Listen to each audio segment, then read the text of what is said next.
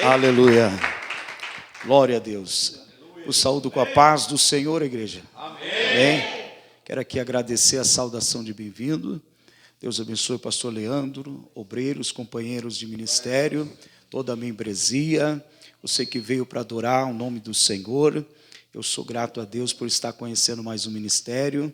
Deus vem aí no decorrer da minha caminhada, da minha jornada, meu ministério, sempre ampliando, sempre soprando o nosso nome, aquilo que Ele já tem dito lá atrás, fazendo promessa, que estaria soprando o nosso nome e nos levando em muitos lugares para falar do seu amor, desse evangelho que transformou a minha vida, creio que transformou a tua vida e Deus vai continuar transformando, porque a obra dele continua até o toque da trombeta do arrebatamento da igreja, né, irmãos? Graças a Deus, aleluia. Vamos compartilhar um texto bíblico da palavra do Senhor. Vamos lá no Evangelho de João, capítulo de número 6. Deus é maravilhoso. Verso de número 60 a seguir. Maravilha. Glória a Deus.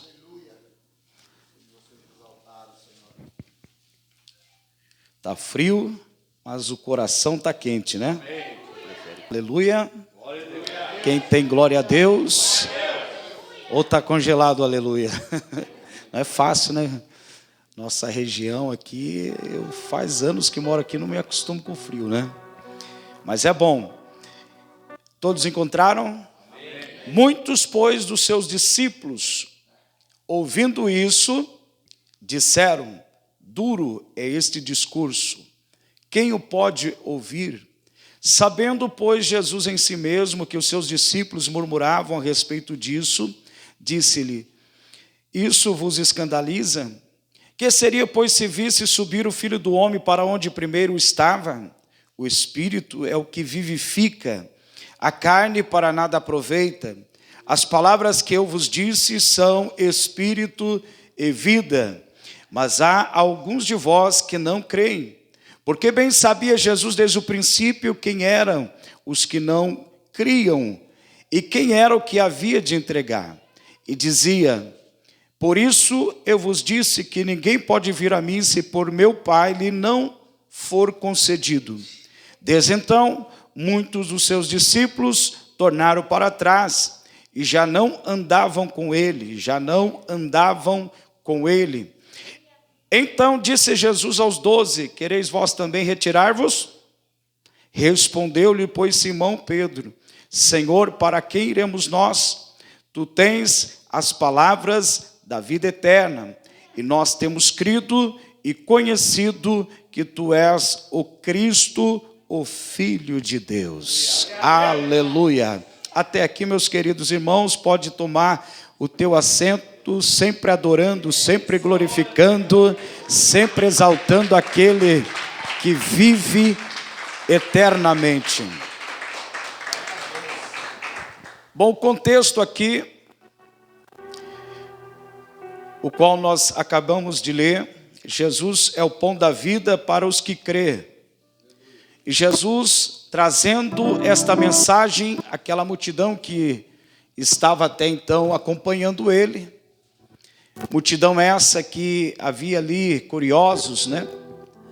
Havia ali também os fariseus, saduceus, os escribas, os teólogos da época, que não perceberam, não entenderam a visitação do Messias, que verdadeiramente ele era o Messias, verdadeiramente ele é aquele que tanto na lei, nos salmos e nos profetas foi profetizado a vinda deles. Eles sabendo, conhecendo de cor e salteado desde as suas infâncias, todas essas promessas acerca de Jesus Cristo, de Jesus de Nazaré, eles não perceberam, não enxergaram, né? Tinham olhos, pareciam os ídolos, né? Tinham olhos, mas não viam, né? Tinham ouvidos, mas não ouviam. Então eles não perceberam as características do bom Salvador que estava diante deles, os sinais, os milagres que ele operava, a multiplicação de pães, mortos, né, sendo ressuscitado, tantas maravilhas que estavam diante dos olhos deles, e eles não reconheceram, não entenderam que verdadeiramente Ele é o Messias, o Redentor, o Salvador, o Filho que se nos deu, e o principado estava sobre os seus ombros, e o seu nome é maravilhoso, Conselheiro, Deus forte, Pai da eternidade, Príncipe da paz. O sinal que foi dado, que ele encontraria ele num humilde manjedouro envolto no pano, né? E tantas profecias, tantos sinais que foi dado, mas eles não entenderam. E aqui Jesus dizendo que ele é o pão vivo que desceu do céu, né? Para trazer vida, para nutrir a alma da multidão, a qual Jesus mesmo, olhando para a multidão, sentiu compaixão, porque eram ovelhas desgarradas sem pastor. Jesus estava sempre no meio deles, singular, central, sempre no meio, o povo tocando, sendo curado. Outros, como a mulher do fluxo de sangue, enfrentou a multidão, tocou nele e foi curada. Jesus, por onde ele ia, trazia vida, alimentava a multidão, sempre trabalhando, conforme João escreve no capítulo 5, verso de número 17, Jesus refutando até mesmo, né, por ele ter curado o paralítico do tanque de Betesda, e os escribas ali atribulados, endemoniados, porque Jesus curou no sábado. Ele curava na segunda, terça, quarta, quinta, sexta, sábado, domingo ele curava, e ele disse: o meu Pai trabalha até agora e eu trabalho também. Eles não entenderam que o Filho do Homem não veio para ser servido, mas veio para servir e dar a sua vida em resgate de muitos. Eles não entenderam que Jesus, o Filho do Homem, veio buscar e salvar aquele que estava perdido. E Jesus está dizendo: eu sou o pão que desceu do céu. Mas eles estavam cegos.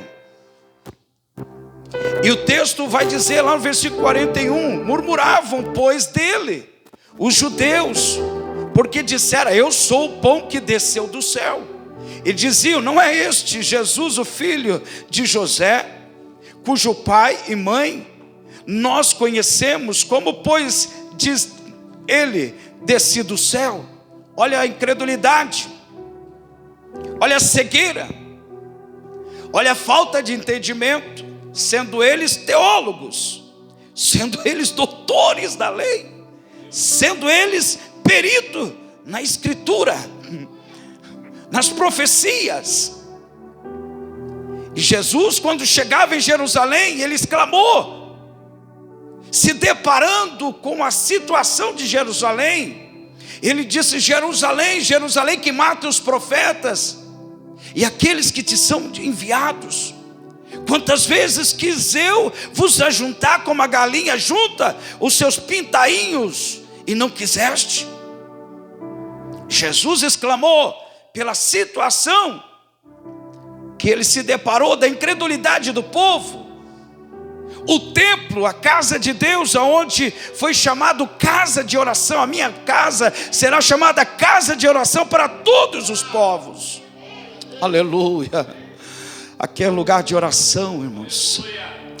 Aqui é lugar aonde Deus ordena a sua bênção, a sua vida para sempre. Mas eles escandalizaram de Jesus. Não é este o filho de José? Como um dos maiores ateus que houve, ele começou a pesquisar a vida de Jesus, a história de Jesus. E nós sabemos que contra fato não existem argumentos. E este ateu, ele não chegou nem na metade. Ele teve que se render. Com todos os fatos, com todas as provas, ele se rendeu. E ele escreve dizendo que ele era muito mais que um simples carpinteiro. Ele era o Filho de Deus. Aleluia. O verbo que se fez carne e habitou entre nós. João escreve no capítulo 1, versículo 14. O verbo que se fez carne e habitou entre nós, e vimos a sua glória, como a glória do unigênito do Pai. Aqui muitos que viram, foram abençoados, começaram a se retirar, os discípulos, aquela multidão. que vinha acompanhando Jesus. Mas vinham porque havia algum interesse, não porque eles se renderam, não porque eles se converteram, não porque eles deixaram a palavra que saía da boca do mestre transformar a vida deles. O coração deles estava fechado, assim como seus olhos estavam fechados. E Jesus olha para os discípulos e pergunta: quereis vós também retirar-vos? É aqui que Pedro entra, mais uma vez. Lá atrás ele já fez outra confissão, quando Jesus em Cesareia, Jesus pergunta: que dizeis vós de mim? Pedro se levanta e diz: Senhor, tu és o Cristo, tu és o Cristo, Filho de Deus. Jesus diz: bem-aventurado és tu, Jonas, que não foi carne nem sangue que te revelou, mas meu Pai que está nos céus. Mas eu também te digo que tu és Pedro, fragmentos de pedra, mas sobre esta pedra, um trocadilho de palavra, sobre esta pedra, sobre esta rocha, edificarei a minha igreja, e as portas do inferno não poderão prevalecer contra ela. Até então o inferno vem tentando, ele só tenta, mas cai por terra, porque a igreja está firmada, fundada, alicerçada em Jesus Cristo, que é a rocha inabalável, muito mais que um simples carpinteiro, um homem experimentado no trabalho, conforme o profeta messiânico, o profeta evangélico, que mais profetizou sobre o advento do Messias. 730 anos antes ele profetizou. No capítulo 53, parece que ele estava ali ao pé da cruz, vendo todo o sofrimento de Jesus. 730 anos antes da vinda de Jesus, ele já havia profetizado um homem experimentado no trabalho.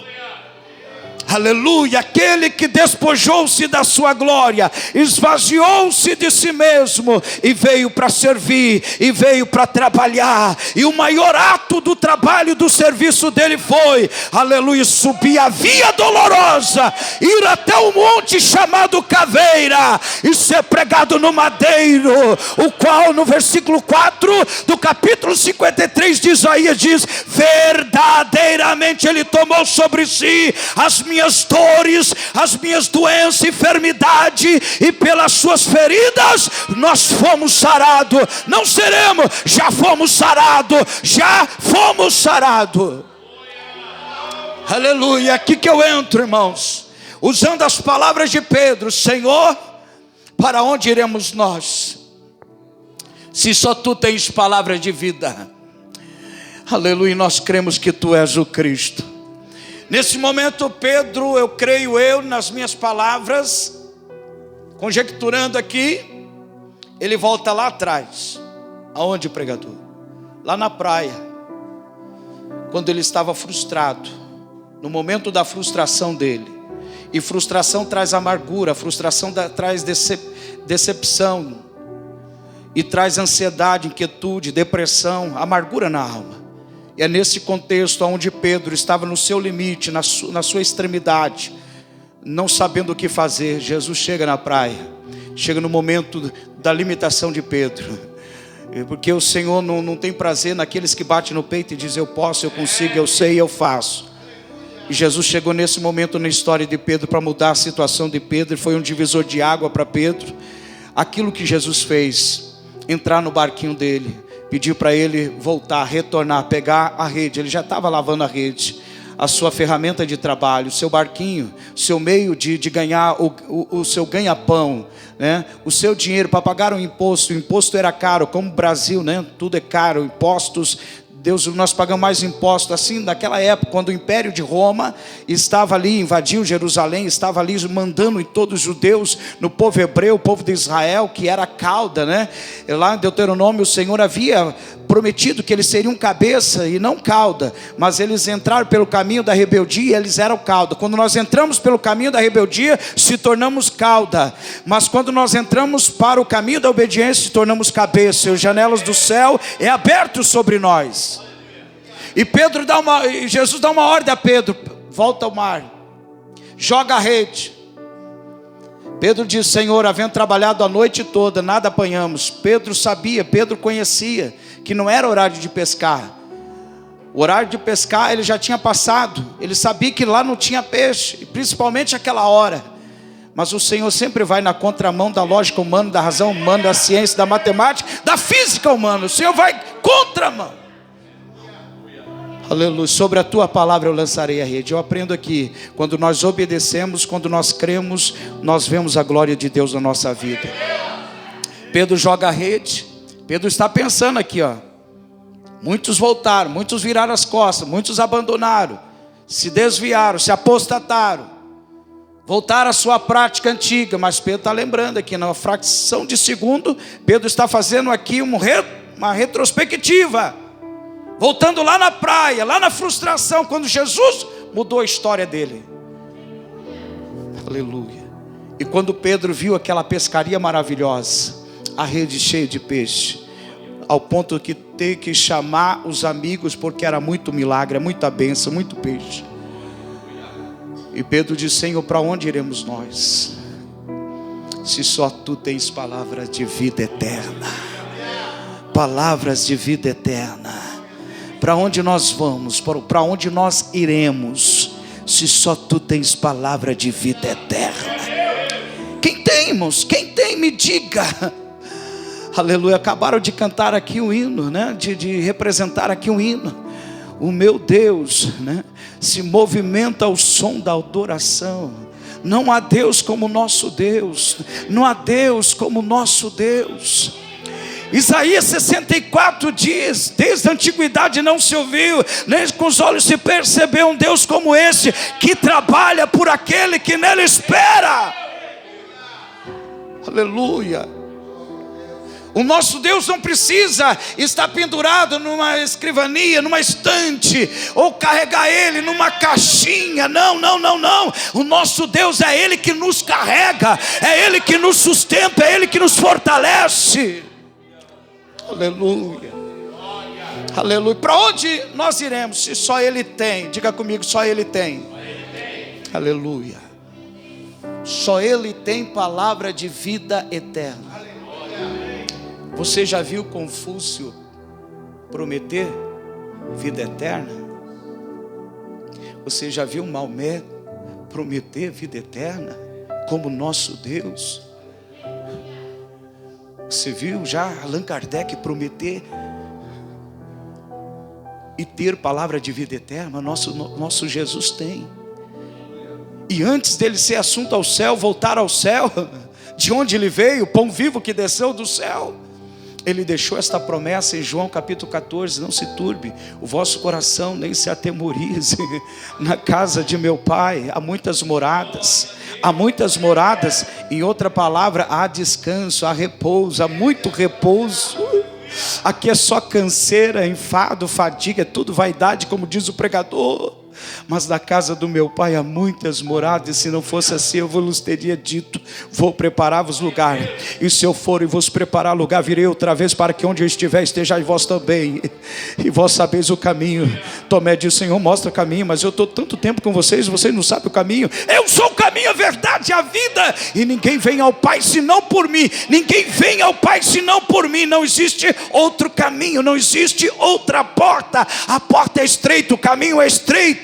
Aleluia. A bagagem tem que ficar, o mundo tem que ficar. Aleluia. Só entra aquele que, aleluia, deixou o Egito para fora, deixou a Babilônia para trás. Só aquele que deixou o jugo no pé do Calvário, no pé da cruz, que se despojou do velho homem, da velha natureza, porque só Jesus tem. Diga comigo: só Jesus tem. Olha, Jesus tem palavra de vida eterna.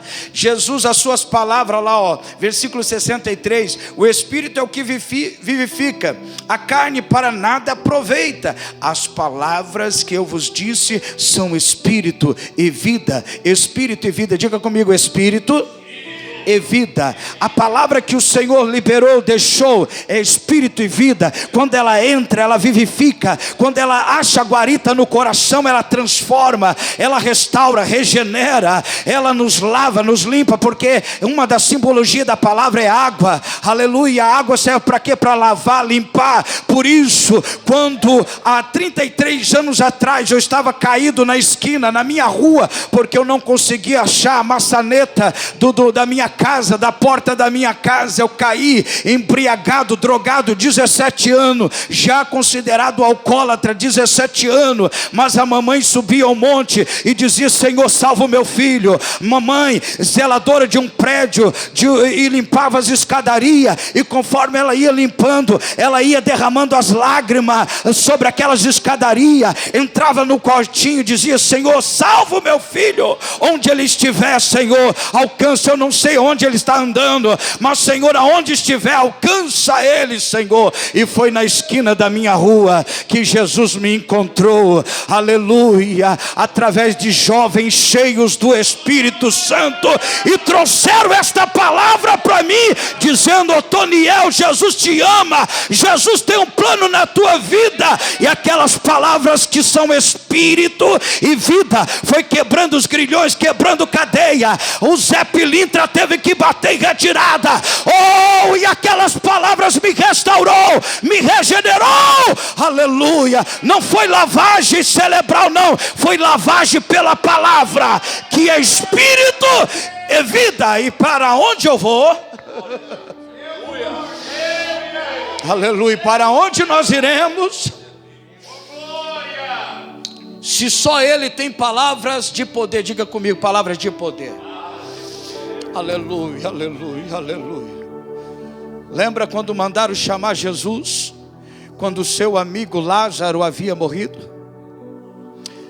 Jesus, ele veio, mas quando chegou em Betânia, e isso ele sempre faz com propósito, ele fez questão de esperar um pouco, mas de onde ele estava até Betânia demorava outro tanto. Então foi 4 dias. 4 dias. Lázaro já estava lá dentro do sepulcro, já cheirava mal, o corpo já estava entrando em estado de decomposição, putrificação, já cheirava mal. Foi assim que Marta e Maria falou. Mas Jesus disse: eu sou a ressurreição e a vida. João 11:25. Ainda que esteja morto, viverá. Tirai a pedra. Não tem dito que se crer verás a glória de Deus? Tirai a pedra. Jesus chega diante do sepulcro e clama bem alto: Lázaro, vem para fora. E Lázaro veio para fora. Quem faz isso? Aleluia. Que Deus que faz isso, irmão. Aleluia. Pelo poder da sua palavra, Lázaro veio para fora. Jesus, ele entra em Betânia, uma cidade, um vilarejo pequeno, ou melhor, em Naim. E lá vinha uma mulher chorando, uma mãe chorando, porque o seu único filho, a sua única esperança, estava prestes para ser enterrado. Estava lá o seu filho sendo levado, e uma multidão que estava ali saindo naquele cortejo. E Jesus entra pela mesma avenida, com uma multidão.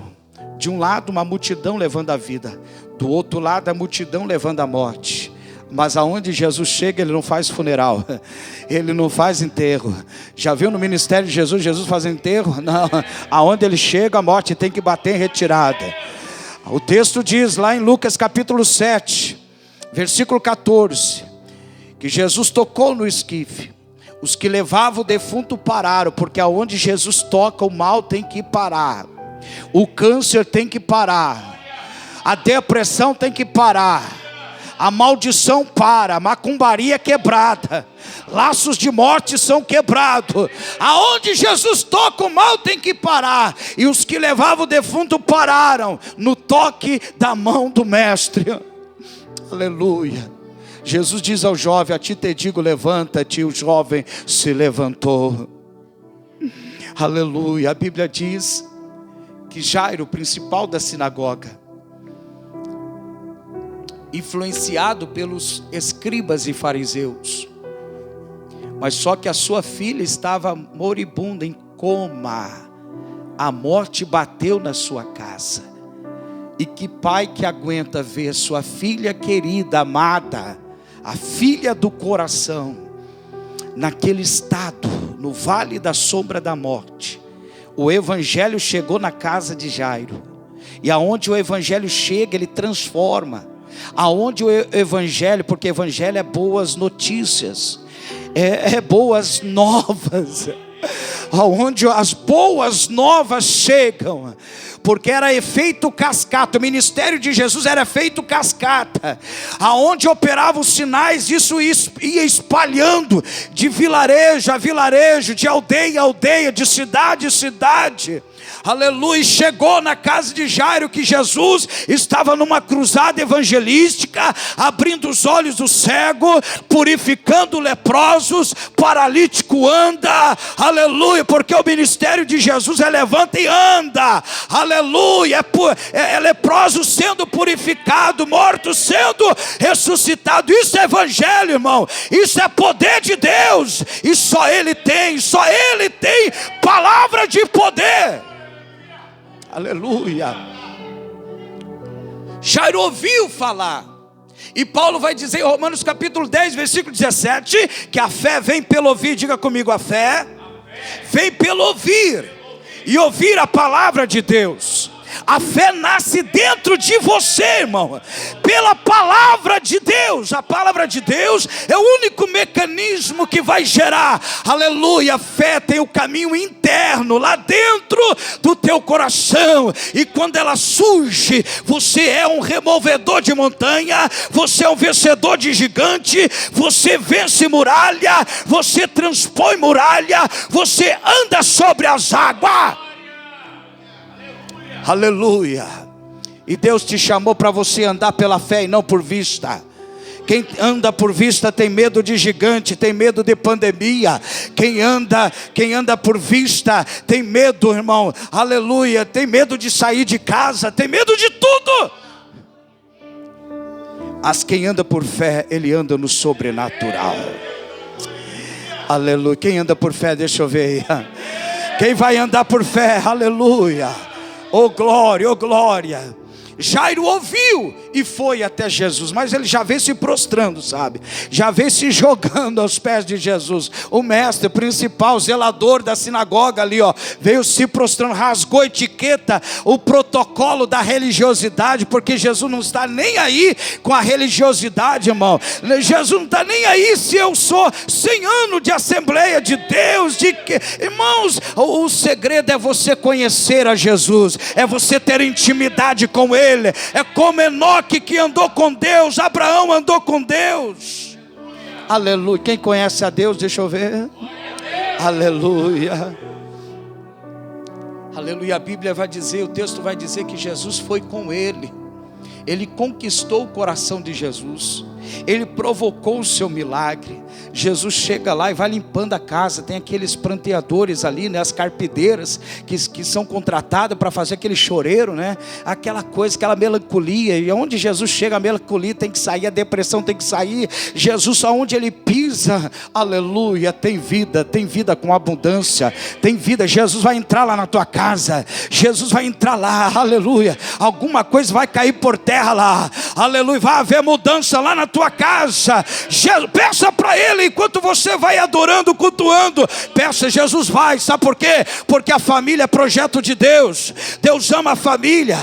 Aleluia, a família é alvo permanente do Senhor. O texto diz que Jesus foi com aquele pai. Jesus, ele sentia compaixão. E o que é compaixão? Compaixão é você se colocar no lugar daquele que está sofrendo, é aquele que está na luta, na prova. Jesus sentia compaixão, era movido pela compaixão. E quando chega lá, entra na casa, entra pela sala, vai aonde está o problema, vai aonde está a menina ali já morta, aleluia. Antes falaram para Jairo: olha, não incomodes mais o mestre, tua filha já morreu. Quer dizer, acabou a tua esperança.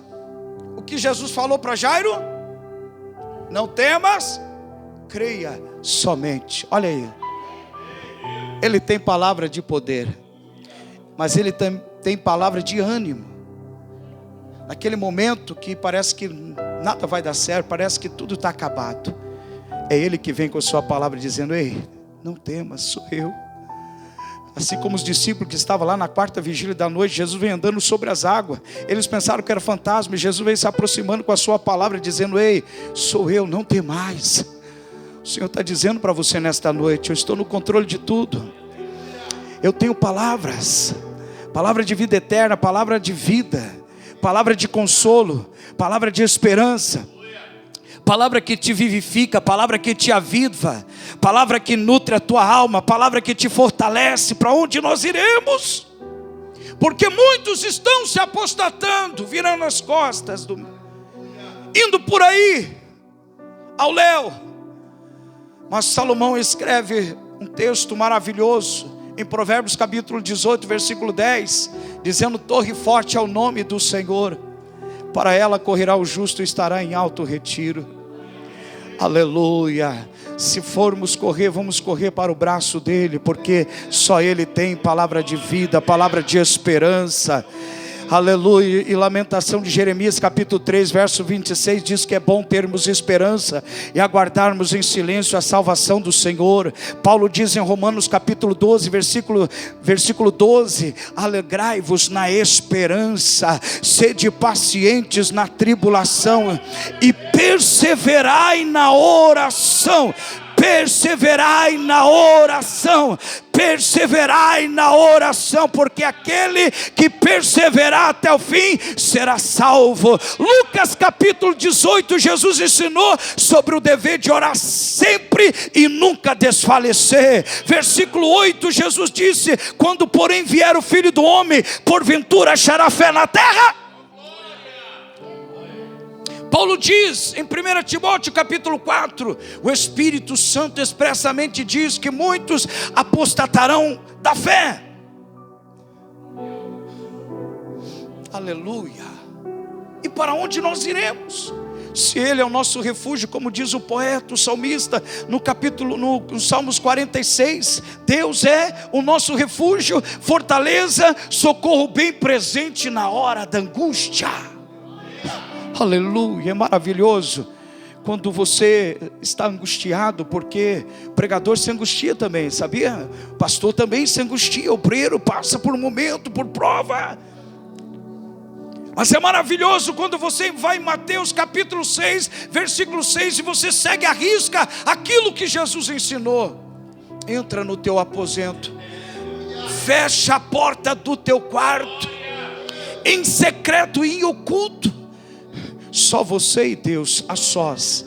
Assim como Jesus a sós com o Pai no monte, no deserto, a sós. E maravilhoso quando você está ali. Eu prefiro apagar a luz ainda, irmãos, quando é noite, ali no breu, e de repente você vai sentindo aquela presença gloriosa se aproximando de você. E de repente você sente aquela mão gostosa, maravilhosa. Como pai, com filho, estou no controle, viu? Quando passares pelas águas, estarei contigo. Quando passares pelos rios, não te submergirá, viu? E quando passares pelo fogo, nem a chama arderá em ti, porque eu te chamei, te remi, chamei-te pelo teu nome, te separei. A obra que eu tenho na tua vida é grande, viu?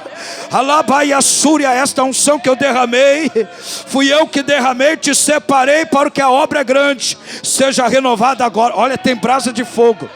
Tem brasa de fogo sobre a tua cabeça aí, ó. Você pode levantar a tua mão e dizer comigo: Senhor, para onde iremos nós, se só tu tens? Aleluia. Mas aquele que tem também, ele pode. Diga comigo, ele pode. Ele pode fazer aquilo que a medicina não pode fazer. Ele pode fazer aquilo que o remédio não pode fazer. Ele pode fazer aquilo que o psicólogo, o psiquiatra não pode fazer, porque são limitados. Aleluia. Eu estive junto com a minha esposa quando ela pegou lá no CETAC, lá no Batel, lugar que faz exame, sabe? Quem conhece o CETAC? A médica falou: vá correndo, vai no CETAC, faça exame, depois traga aqui para mim. Porque ela estava 19 dias sem ir no banheiro, uma canseira, uma fadiga, 14 anos de retocolite ulcerativo. Quem conhece a doença? Retocolite ulcerativo são úlceras no reto, úlcera. 14 anos de hemorragia, 50 vezes, uma noite ela foi no banheiro com hemorragia, ela não tinha força para falar, ela não tinha força porque a anemia tomou conta, a depressão veio junto, aleluia. Mas eu pregava no púlpito e pregava em casa dizendo: minha esposa, você não vai morrer. Se depender da minha fé, você não vai morrer, você vai viver e vai contar as obras do Senhor. Aleluia, aleluia, aleluia. E no CETAC pegamos o exame, ali dentro do carro mesmo. Quando ela olhou, uma lesão de 6 centímetros no intestino. E quando a médica viu aquele exame que foi feito, ela disse: olha, o teu intestino está fechado e tem um tumor de 6 centímetros. Vá agora no Santa Cruz e pede internamente. Então, amanhã de manhã vai ser feita a cirurgia. Uma cirurgia de 5 horas. Eu no corredor, eu e meu sogro no corredor do centro cirúrgico, sentindo aquele gelo do vale da sombra da morte. Mas entregamos as mãos do Senhor e confiamos. Ela saiu ali na maca, toda cheia de aparelho. Nunca imaginava ver aquela cena na minha vida. Mas o Senhor diz: quando passares pelas águas, quando passares pelo fogo, é sinal que uma hora nós vamos passar. Não estamos imunes, não estamos imunes, não estamos imunes. Qualquer um de nós podemos passar, mas temos um verdadeiro amigo, só Ele, Jesus. Aleluia, Ele pode. Ele pode, Ele pode, Ele faz e Ele pode, aleluia. Ela foi para a UTI, meio-dia eu subi lá, ela estava ali ainda na anestesia, retornando. E o médico falou que foi tudo tranquilo, foi tirado partes do intestino, uma boa parte do intestino dela, ficou ali com 10 centímetros, com a bolsa de colostomia. 3 meses depois foi fazer um exame para ver como que estava ali os pontos, a cirurgia. E nesse período de 3 meses, era início de dezembro, foi constatado 2 tumores. Um de 1,5 centímetro, outro de 5 centímetros. Voltamos ao médico, o plano de saúde mudou. Era Unimed, mudou para Paraná Clínica. Mas é Deus é Deus de detalhes. Deus é Deus de detalhes. Deus está no controle. Nós entregamos nas mãos dele, Ele está no controle. Aleluia. Nós entregamos a nossa vida, é Ele que está no governo, é Ele que preside, é Ele que governa, é Ele que Ele é soberano nos seus caminhos, soberano nos seus pensamentos. Nossos pensamentos não são os pensamentos de Deus. E Deus nos leva a caminhos de prova. Aleluia. Deus nos leva à provação. A fé é provada como ouro, ela é preciosa. Aleluia. E é nesse contexto que a fé vai sendo consolidada, vai acrescentando, vai aumentando. É nesse contexto que as nossas raízes vai se aprofundando. Nós vamos crescendo na graça e vamos conhecendo quem é o nosso Deus. Aleluia. O médico falou bem assim: não precisa de correria, fica com a família, aproveite, fica com os teus filhos. Se quiser, viaja, aproveita. Ele quis dizer: você vai morrer mesmo. Como aquilo que você pode, tem vontade. Depois do carnaval nós marcamos a cirurgia. Não precisa correria. E foi marcado numa terça-feira. No domingo que antecedeu esta cirurgia, eu deixei ela na congregação, em torno de umas 750 pessoas ali. Clamaram por ela, o pastor chamou ela na frente, sabendo da história, acompanhando, nos ajudando, nos dando apoio. Eu fui pregar em um culto ainda, e vendo Deus fazendo maravilhas, Deus libertando, Deus curando. E nesse inteirinho eu dirigia cultos de libertação, de propósito. Via o Senhor levantando paralítico, fazendo anestesia, fazendo cirurgia, trocando o coração inchado, dando coração novo. E daí? precisando de um milagre lá em casa, mas eu estava no controle. Minha vida está nas mãos dele, minha família é alvo permanente de Deus. Deus ama a família, Deus cuida da família. Cada fio de cabelo da nossa cabeça estão contados. Ali chegou o dia, deixei minha esposa no Santa Cruz ali, no Hospital Santa Cruz. Trocou o médico, especialista. Ele chegou no quarto onde minha esposa estava antes de descer ao centro cirúrgico. E ali o Senhor encheu ela ali do Espírito Santo. O Espírito Santo moveu nela. Ela disse: doutor, eu não sei se o senhor acredita em Deus, mas sou evangélica. Meu pai é pastor, meu esposo, e tem mais de 1000 pessoas orando por mim. Tem pessoas agora em jejum. Não sei se o senhor acredita nisso, mas eu tenho certeza que no momento que o Senhor me abrir, não vai encontrar o câncer, não vai encontrar os tumores. Ele disse: espera, depois eu te conto, mas nós precisamos tirar essa retocolite, esse pedaço da retocolite. A retocolite está trazendo câncer, os tumores. Mas eu te conto, se eu não achar, eu te conto. E foi feito mais 5 horas de cirurgia. Aleluia. E nós ali, irmãs do ciclo de oração, irmãs guerreiras em jejum, irmãos pastor ali em jejum, pessoas, parentes lá nos Estados Unidos, Suíça, clamando, orando, aleluia. E o doutor lá, procurando os tumores. Cadê o tumor? E não achava tumor. Fechou, fez o procedimento ali, aleluia. Mandou a minha esposa para UTI, para UTI, instalou ela lá. E quando ela estava voltando da cirurgia, ele entra de braço aberto, gritando: Silmara, tu és uma guerreira, mulher, a tua fé te salvou do câncer. Eu não encontrei nenhum tumor.